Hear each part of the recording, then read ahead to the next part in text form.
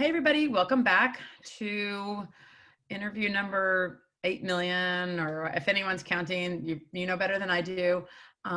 We just keep finding interesting people that have something to say, and we want to make sure that everybody in our network hears about it. So today is our first international call, which is kind of exciting. I think we're keeping somebody, well, maybe it's not too late, maybe it's not bedtime there. But my guests today are Suzanne Post, who you all have met before when we talked about Shear domestic violence. And just as a refresher, Suzanne is a stylist and an owner. She owns her own salon. And in 2017, she started the Shear. She partnered with the YWCA in Nashville and started the Shear domestic violence training, which now is available on Barbicide. A lot of you have done that on barbicide.com. And with us, we have from across the pond, as I think they say, Liz McKeon. Liz is a salon business expert. I was losing my words there. She's a salon business expert. She's been in the industry for over 30 years. She works with people in all different disciplines in the beauty industry. And I love that her goal, when she talks about what her goal is to see these businesses reach their full potential, whatever it takes. She uses her 30 years of experience to help salon professionals reach their full potential. So Liz has been a huge factor in bringing the Shear domestic violence training to Europe, but mostly through Ireland, which is where we're finding you today, correct? That's right. Yes, I'm based in Ireland, but my work takes me everywhere. Yeah. So I'm super excited also because when I tell someone we're talking to someone from Ireland, they say, "Can you understand a word she said?" And we've had previous conversations, and yes, I'm here to tell you, you will be able to understand her better than me, because a much better mastery of the language than I do. I think she's had to practice. So anyway, thank you both for being here. And I want to chat a little bit with you, Liz, about, you shared with me how you found the Shear domestic violence training, but what really, when you saw it, made you think this has to, go further than, the 50 states? We have to take it in a broader reach. I suppose there were several elements to it. One was, this time last year when we were in our first lockdown, I saw so many salon owners posting about domestic violence on social media. So for the first time ever, I was noticing people putting up posts advising their customers, if you need to talk, just call me. If you need me to call the authorities, ask for eyeshadow number, such and such. And that really sort of piqued my attention that that there's something happening here, that we as people in the salon industry have a responsibility to our clients, and if they are in danger, then we provide a safe haven for them, really, in the normal course of events. And I don't think I'd really thought about it too much, but I thought, oh my, then I really thought, well, these people now, have no lifeline if going to the salon was their escape and was their lifeline. So that was sort of in the back of my mind since this time last year. And then in February one night, I was just at home and I was just going through my LinkedIn, and I just by random coincidence just found the link. And I decided to do the training there and then. And there is a personal aspect to it, insofar as, I was that person many years ago who had to literally run for my life and go into hiding.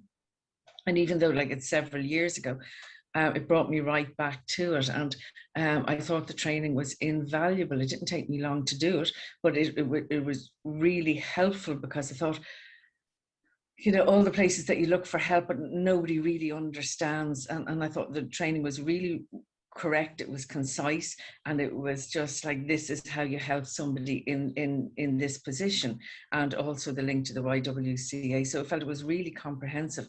And I thought, when I was in that position, if I'd had that help, it's absolutely priceless. So I did the training, and I thought, this is just so useful. And then I thought, well, I have, a long-standing history in the background in the industry. I have quite a large database. And I just think, Liz, you have a responsibility. Everything happens for a reason. So I felt, if there's anything that I can do to teach people, or to bring this training to other salons and to the wider salon community, then I feel, then I better reach out and get in touch. So that's really how it evolved for me, and and how it came about. But also, I think that night there was maybe nothing on TV or whatever, but I also sat and thought, the work that I do now, I spend a lot of time in and out of salons, and I'm doing this work now since 2006. And there have been several occasions where I have had to point out to business owners, do you mind me just saying, but I've noticed something with that staff member. And because I have personal experience of it, I can put my finger on, I know what's wrong. I've also had occasions where I've gone to salons to work, and, to work with the business owner, and we'd have a full agenda for the day. And, something horrendous would have happened the night before, and I've got to get her out of her house. And so, like, it's happened to me so many times in the nature of my work that I just thought, well, okay, with this training, and of course we know over the last 12 months domestic violence has really increased on account of COVID. So I just felt I was being hit from every angle. And I thought, no, it's time now. You have to. This training is so fantastic. It has to. We've got to bring it to a wider audience. And before I'd even contacted Suzanne, I put it out on my database, on my weekly newsletter the following week, and I think several hundred people downloaded it and watched it. So so for all sorts of reasons, I just felt, you've got something that people need to know about here. So you said that so eloquently, and it was more than a few hundred that downloaded and did. It was several thousand people, based on the information you put out, which tells me that this is really necessary information. It is useful. And one of the things that you said was that, there was information in there, if someone's sitting in my chair, but also what we keep forgetting is sometimes it's the stylist that works in the salon, right? It's that person that sees themselves in the training. And I even venture to guess it could be, as widespread as it is, that sometimes it could be somebody who is a perpetrator of violence who says, you know what, this is me. I'm doing the wrong thing and I need to get help. So Suzanne, having done this now since late October, early November, what's the most common feedback you're getting in terms of questions, or what type of feedback are you getting? What might, we be expecting for Liz? What are the things that people are asking about that maybe we need to have a second, version that we follow up on? Well, thank you, Liz, so much. You really did just say it all. You have so much insight from so many different levels, as a survivor, as an educator, as a friend and coworker of so many people in this industry. I will say that I've been really overwhelmed by how many people have seen themselves or seen someone very close to them in this training and just didn't recognize it. There's a lot of people that I think once they have the tools, it's a light bulb. They're like, oh, I've seen this so many times, and I just didn't know that was what I was seeing. So I'm really excited that we've been able to get this information that'll hopefully save lives in the hands of people that might themselves need it. I think that really going into more depth about, there's something called the power and control wheel that we often use in our trainings. And it's a very concise, detailed map of exactly what each of the signs looks like and how to recognize each sign. And I think that a part 2 could even delve a little bit more in depth into that wheel and just what that looks like on a practical basis. It's too detailed to go into right now as we speak, but that's something that I think could be a helpful part 2. And just really emphasizing that it often takes up to 7 times for someone to actually leave. And so really having grace and patience for people that are in that situation, that, it can be frustrating as someone that cares about someone, seeing them maybe make the choice to stay, and just really understanding how complex and how different each situation is, and how there's not really a one-size-fits-all piece of advice for someone. And what we do is just put the resources in people's hands to call that number or text that number, or reach out to an expert that can look at their individual situation and say, this is how I would advise you, or this is how I would advise you as someone who cares about your client or your coworker or a loved one. I think it's so great that we're having this conversation, because we talked about it, the three of us, when we were preparing for this call, about the fact that for me, it's kind of an awkward conversation because it's not something that's been in my life, right? Like, I'm not sure that I don't want to offend somebody by making an assumption that that's what's going on, type of a thing. But I love that the training makes me feel more comfortable with what can I say in this sort of awkward situation for me. Certainly, I mean, unfortunately for both of you, you can say, I understand. Like, I understand how you feel. I can't really say that, right? So I have to find a different way of speaking. And I think it's great that we're pushing this out to such a large volume of people, because certainly people like me that feel a little bit turned around in this conversation, a little bit awkward, can get a better sense of what to say and feel comfortable. So for those of you who haven't gone and done the Shear Haven training, it is available and it is helpful for what to notice.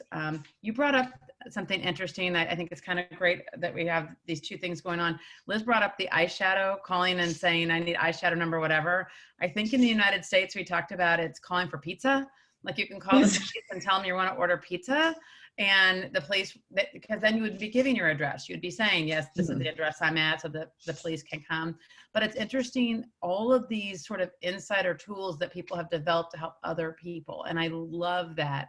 Liz, tell me a little bit about the eyeshadow one. I want to hear how that works, and what is it?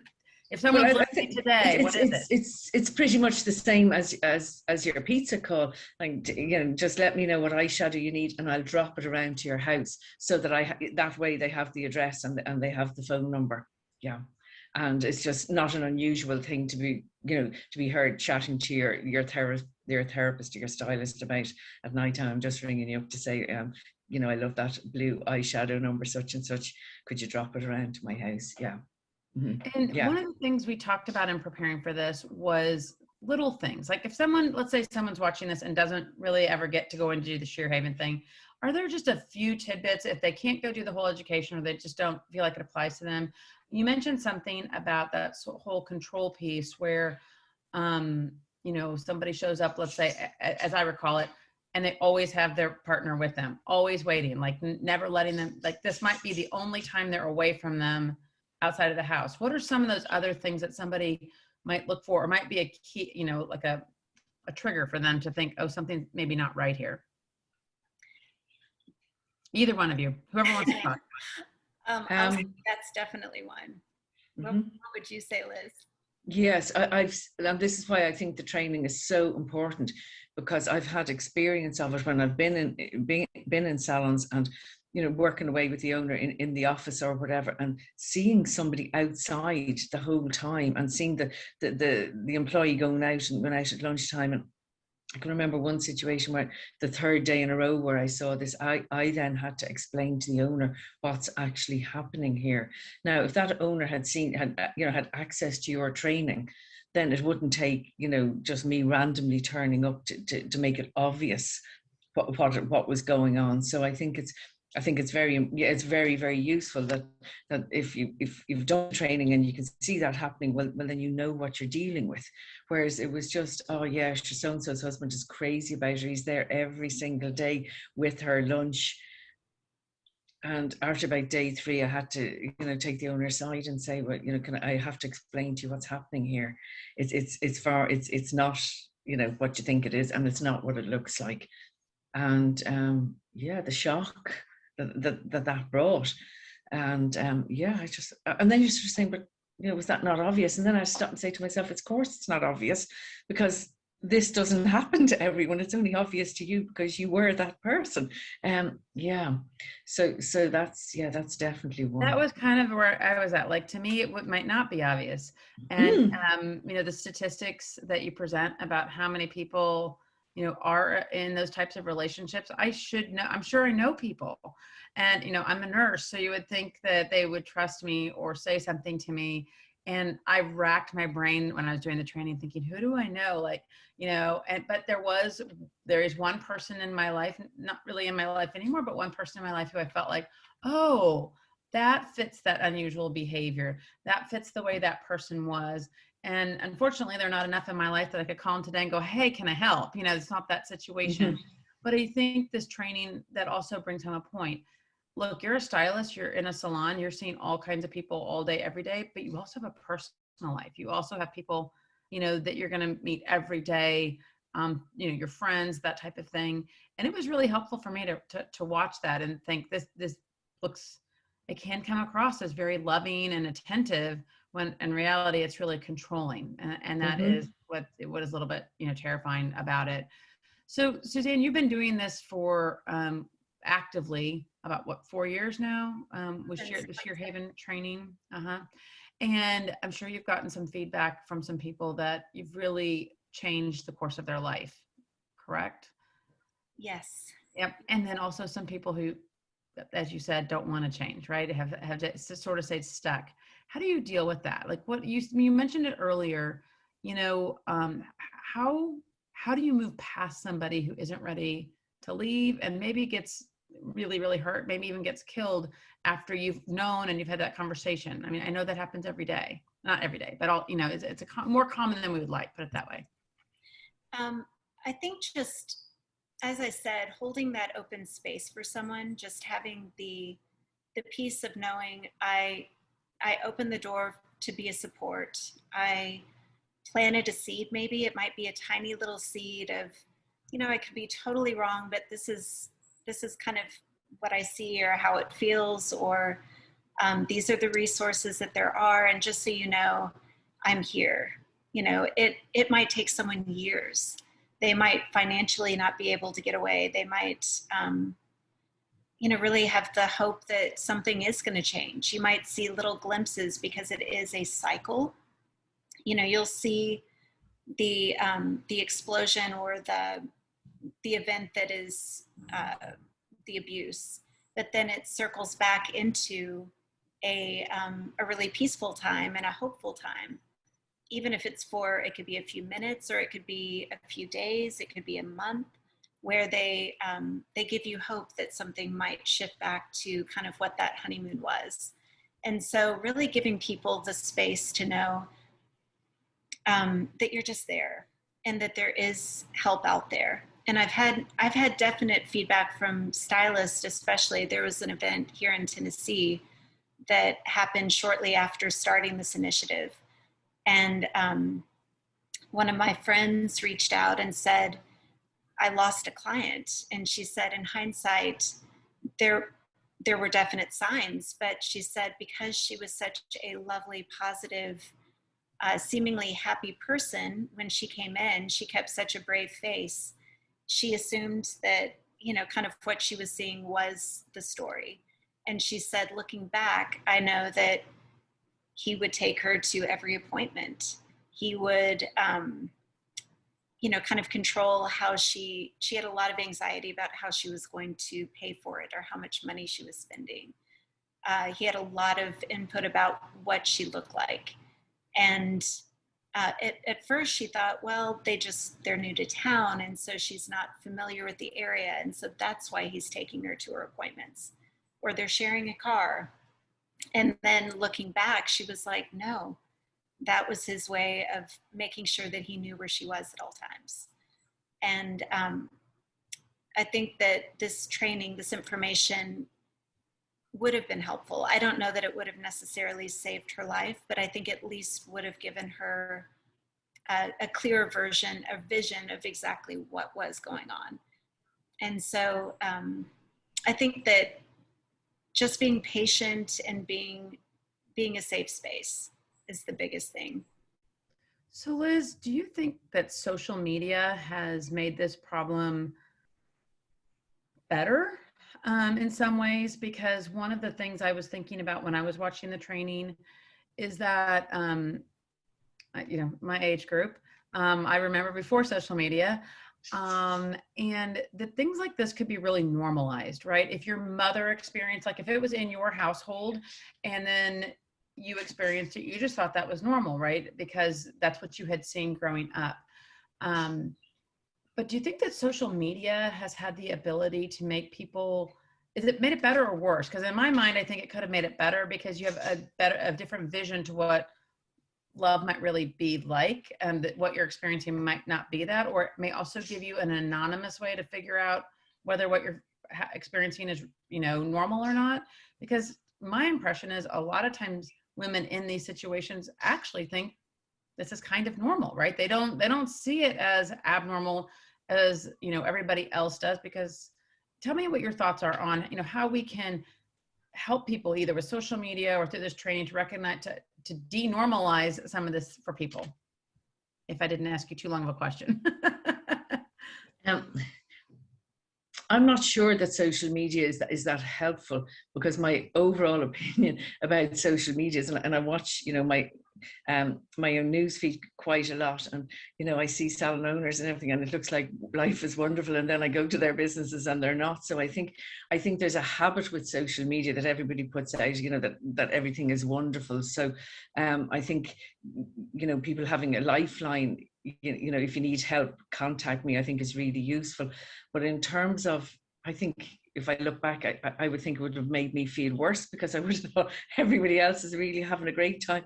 And here am I trying to figure this very peculiar behavior out. So I don't see social media as being that helpful in this. I don't know how in sort of, in highlighting this. But if I go back to the salons, I think for people in salons to understand that for clients who are in this position, you could possibly be their only lifeline, which brings a huge responsibility. And as Suzanne is saying, you can only point people in the right direction. The outcome, we don't have any control over the outcome. But I think part of this power and control pattern is that, you wouldn't dare mention anything to your family. You wouldn't dare mention anything to your friends, because you just wouldn't, for all sorts of reasons. And therefore the salon, might be just the only place where you feel safe. And that's where I think the training is invaluable, because if that's the only place I feel safe, then it's really important that whoever I feel safe with knows the right thing to say or not to say, and has a phone number or a contact detail. And like Suzanne is saying, just give me the information, and when I'm ready, I'll do it or not. But it might just take away that, sense of that, there is nobody in the world to help me, and I just have to live like this forevermore. So we are, go ahead. I'm sorry. I was going to say, I think the training gives people the input about what not to say, right, as much as what to say. Right. Knowing that some advice that might be applicable to a normal relationship could actually be very harmful to an abusive relationship. Group therapy or couples therapy is actually not a helpful route to go if you're in an abusive relationship. But individual therapy could be life-changing. And so knowing that you can't just give the blanket advice that you would normally give to a normal relationship necessarily. We're doing next week, we are participating in a national town hall here in the United States that is being sponsored by the U.S. Chamber of Commerce. And the whole concept of this town hall is to sort of lift up cosmetologists and barbers and remind them of the power they have behind the chair, like how really powerful that relationship is. If I trust you with how I look, I trust you with that amount of money, all of that time that I sit in your chair, whether it's, 1 hour every month or every week, whatever that is, whether I'm going to a barber or a cosmetologist or someone to do my nails, that time I spent with you over, it develops a trusting relationship. And the power of that, one of our guests is going to be Michelle Obama and her stylist. And the reason that we picked them is she's such a public figure that she has to trust that person, right? She has to be able to trust that they're going to make her look a certain way, but there also has to be this trust that you develop, and it also develops into these conversations you might not have with anyone else. To Liz's point, you're standing right here, you're right next to me. I can whisper basically things to you and you can hear me. And so, we're taking it in this call next week around the healthcare of yourself, your client, and your community. But what you guys are talking about is sort of the mental health piece of it, which is what we're wanting to do next, which is to have another call which says you can impact somebody's situation, their social situation, their mental health, their living scenario, that kind of thing. And I just love that. I think such a horrible thing like COVID made us all start talking about that, right? We all started recognizing our responsibility to care about other people in a very personal way. And who better suited than, you know, their beauty experts, right? Their stylists, their barbers, the people that are with them all the time. So I just love that this conversation has now gone around the world, that hopefully we'll be asked to do this in different languages just because of that. And I do think that a volume 2 is kind of necessary. We've gotten a lot of questions out of volume 1, and maybe volume 2 answer some of those questions that did not get answered in volume 1. One last question I have for you, Liz, and then I'll let you guys both say if you have something else you want to say. How is the support and the resources, how are they different in Europe, for example, than the US, if they are at all? Is there some, you know, I know what it's like here, but what is it like there? Are there more resources, less resources? What's your perception? My perception, and it could be incorrect at this point, is that the resources are limited. Okay. Because it's not widely accepted that it happens, or just because, do you know why? What's your thought on that? Well, I think in Ireland there's always, when you made your bed, you can lie in it. So I mean, I think that was the historic thing for so long, and it's just not top of the spend, is it? And so from a practical perspective, we have to help with the resources as well. Yeah, I think we see that in the United States too. A lot of that, you know, well, this is what you chose, you know, this is the life you chose. There's also seems to be an intersection between religion and this, you know, that's part, you know, there are arguments made for that is how a marriage is supposed to be, you know, that you are subservient kind of a thing in some religious conversations. So I'm just glad we're having the conversation in general. So Suzanne, do you have anything else you want to say before we wrap this up? I'm just so grateful for you, Liz. I think that, you know, Leslie knows how grateful I am for Barbicide, and just this relationship has been an incredible tool to get this message out to the world. But your heart around this topic and your passion around being able to really get this message and this education out to as many people as we can means the world. So I look forward to deeper and more conversations around this. Yeah. And Liz, when you finish up, I want to hear your last thoughts, but also I want you to tell us how people can reach your website, because I know you have a link to the training, but go ahead and finish up with your thoughts. I suppose my final thoughts would be back to the industry and the timing. I think one of the great things for me in COVID, or coming out of COVID towards the end of last year, was where our industry has been totally pivoted and is just now recognized as, you know, one of the most important industries for people in the world. You know, every survey that was done, you know, what's the thing, the number one thing, it was always, I have to get my hair done. This is what people, you know, wanted the most. So it was great for me last year when people say, you know, Liz, I'm never going to think of myself now as I'm only a hairdresser anymore. So I've years trying to tell you that. So now that people accept now how important they are in their clients' lives, I think this you know, if we can combine it with this training, that for people to understand, yeah, they can help a lot more than just cutting people's hair or doing their nails or whatever it is. So exactly what you were saying, how important and how well positioned people are to help now, and the fact that people understand and accept that they're so much more than just a hairdresser. So for me, that's really important. Yes, certainly very happy to put the details on my website. So the website is just my name. It's Liz McKeon, LIZMCKEON.com. So if you come onto my website, the link to the training will be there. Okay, and it will also be on all the information we put out for this actual interview, all of your links to everything. And again, a link back to Barbicide if somebody wants to go do it there. You know, one last thing I want to say is I just was thinking when you were talking about how people say I'm just a hairstylist, I just do this, sort of like it's a second-rate decision in life, which I absolutely disagree with. I mean, if I have to go feel confident about myself every day, it's because a stylist made me feel confident about myself. But I started thinking about the other thing that we've seen in this pandemic is that children who were from homes where they were, maybe malnourished or abused, teachers were their lifeline, and if you can make that connection in your own head about the connection between a teacher and child abuse, or even a school and hot meals for a kid who maybe didn't get hardly any hot meals at home, it's that same connection. It's that same place where somebody can feel safe and have a conversation.